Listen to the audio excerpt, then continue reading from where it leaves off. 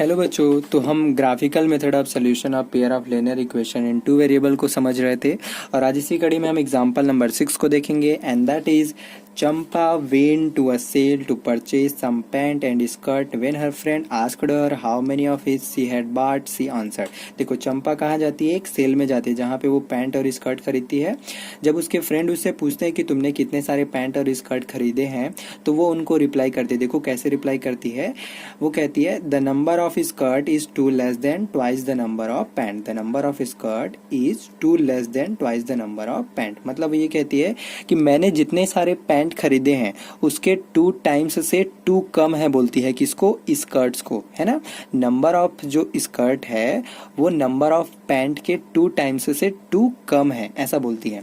फिर आगे वो ये कहती है कि the number of skirt is 4 less than 4 times the number of pant purchased. आगे वो ये कहती है कि मैंने जितने सारे पैंट्स खरीदे हैं उसके 4 टाइम्स से 4 कम है, बोलती है किसको? स्कर्ट्स को, है ना। फिर आगे लिखा हुआ that help her friends to find how many pants and skirts Champa bought. हमको बताना है कि चंपा ने एक्चुअल में कितने सारे स्कर्ट और कितने सारे पैंट्स यहाँ पे खरीदे हैं, है ना। तो मुझे तो एक्चुअल में पता नहीं है कि उसने कितने सारे पैंट्स और कितने सारे क्या खरीदे हैं, स्कर्ट्स खरीदे हैं। तो मैंने क्या किया, सबसे पहले let the number of pant be x and the number of skirt be y. मैंने ये मान लिया कि उसने कितने सारे पैंट खरीदे हैं, एक्स खरीदे हैं, और कितने सारे स्कर्ट खरीदे हैं, वाई 2 स्कर्ट्स खरीदे हैं। क्लियर है।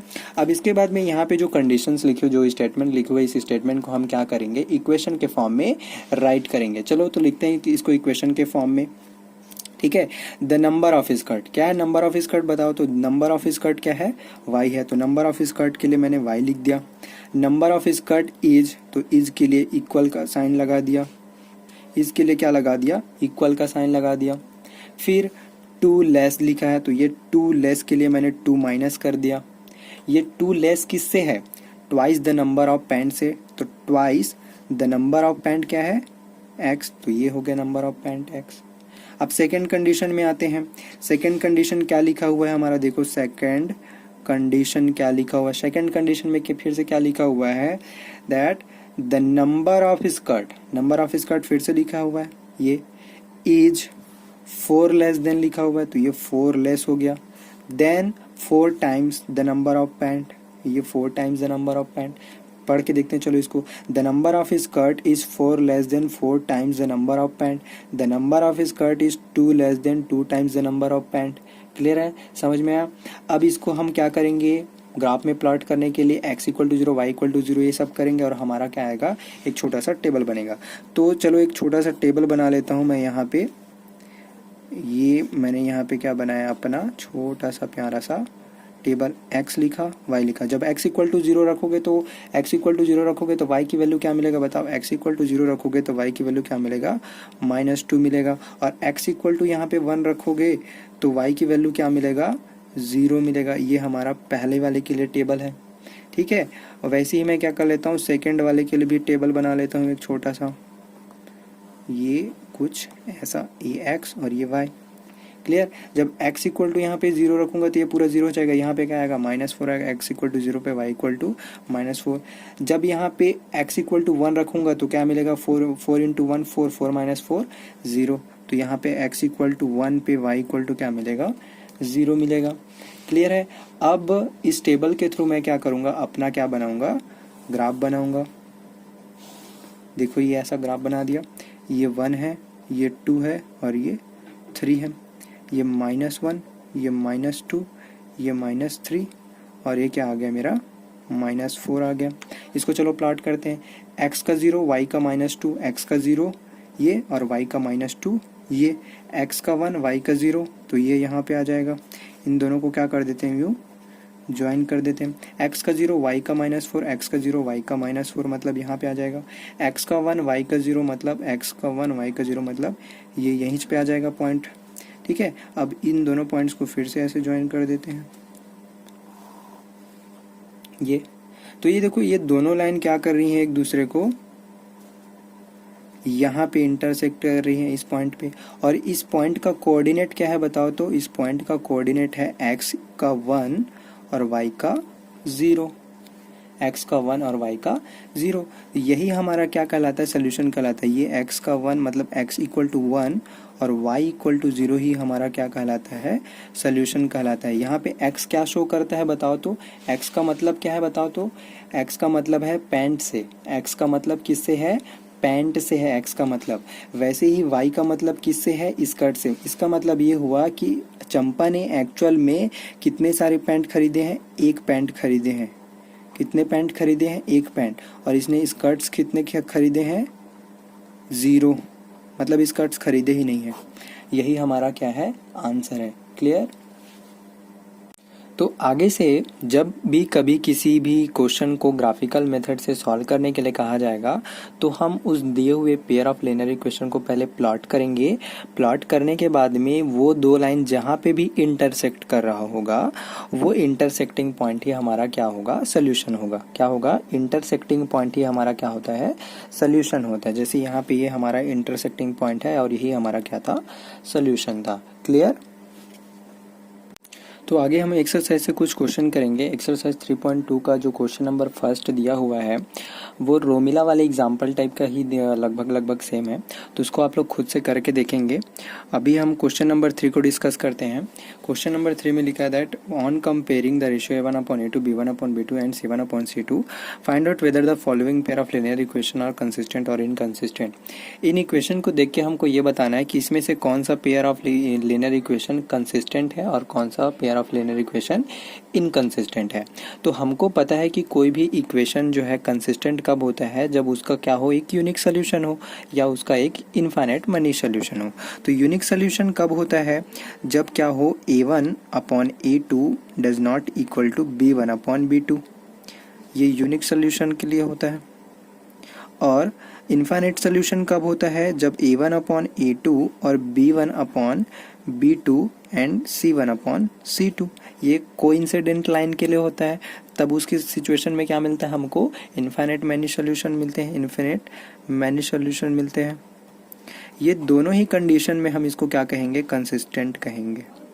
मतलब ये दो सिचुएशन अगर हमको मिल जाता है कहीं पे भी तो उसको हम क्या कहेंगे, कंसिस्टेंट कहेंगे। अगर कहीं ऐसा नहीं होता है तो उसको क्या कहेंगे, हम इनकंसिस्टेंट कहेंगे। ठीक है, तो चलो देखते हैं हमारा पहला क्वेश्चन क्या दिया हुआ है। पहला एक क्वेश्चन दिया हुआ है, सोल्यूशन मैंने यहाँ से स्टार्ट किया।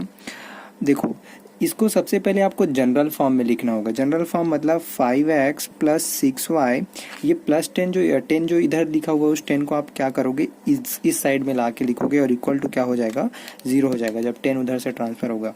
वैसे ही इस 15x plus 18y minus 30 equal to 0, ये जनरल फॉर्म में आप इसको पहले लिखोगे।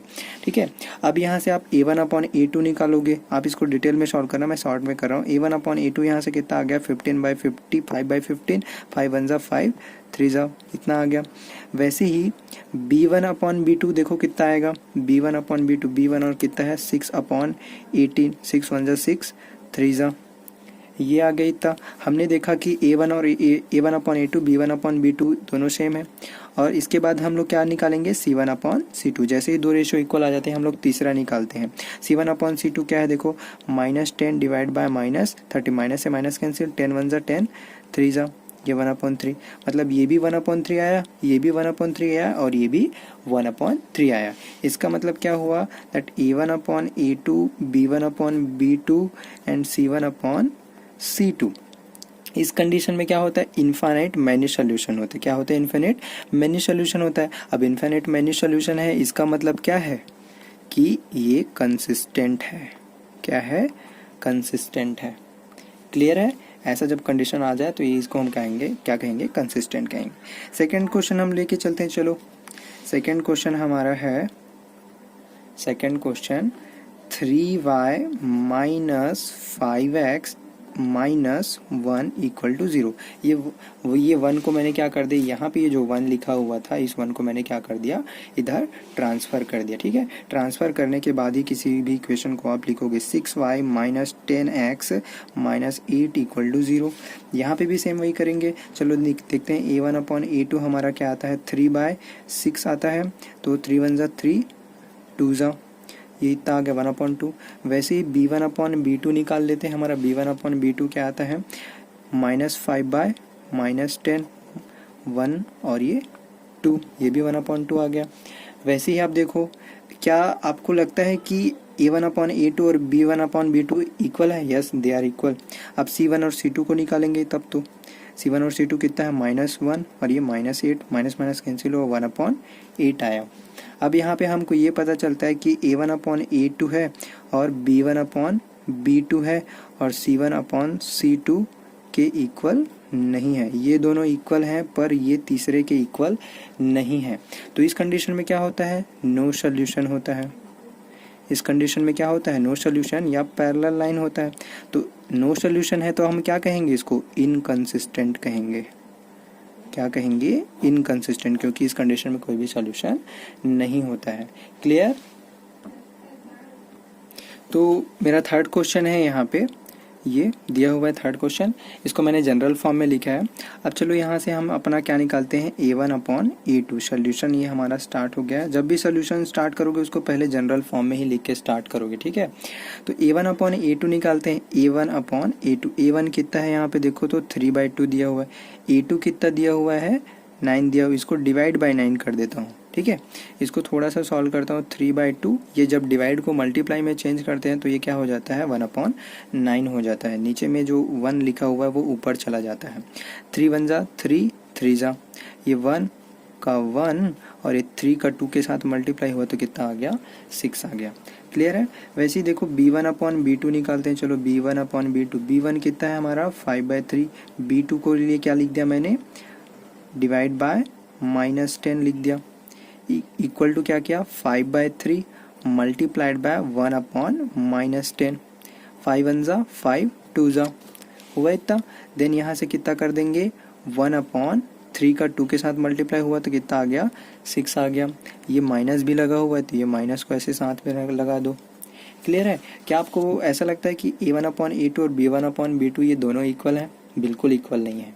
ये A1/A2 does not equal to B1/B2, ठीक है? तो इस कंडीशन में क्या होता है? यूनिक सोल्यूशन होता है।